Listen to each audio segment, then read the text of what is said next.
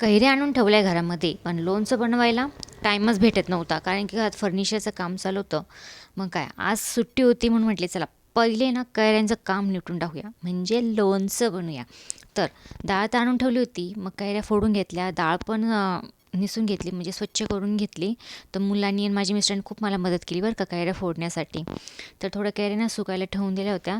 आणि मग ब्रेक तो बनता आहे, मग एक मस्त कुल्फी खाल्ली, छान असं वाटलं. आणि त्याच्यानंतर आहे ना हळद आणि मीठ लावून ठेवलं होतं लोणच्याला.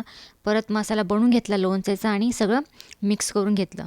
बाय चान्स जर तुम्हाला लोणचं बनवायला वेळ भेटला नाही, थोडंसं हळद मीठ लावून ठेवलं ना, असं वाटतंय की जर पाणी सुटते, तर तुम्ही थोडासा मसाला बनवून आहे ना तेल किंवा तेल लावून सुद्धा कैऱ्या ठेवू शकता, जेणेकरून आहे ना कैऱ्या खराब होत नाही. तर मी रात्री थोडंसं मसाला बनवून लावून ठेवला होता. सकाळी परत तेल बिल गरम केलं आणि ते थंड होऊ दिलं. त्याच्यानंतर बर्नीला सुद्धा आहे ना आपलं लवंग मिरे याचं आहे ना थोडंसं धूर केला आणि गॅसवर आपण जाळून असं त्याच्यामध्ये टाकून द्यायचं, म्हणजे त्याचा धूर होतो आणि त्याच्याने ना म्हणजे वास छान येतो. आणि हिंग पण टाकू शकता तुम्ही. तर थोडं ते बर्नी मी झाकून ठेवली होती.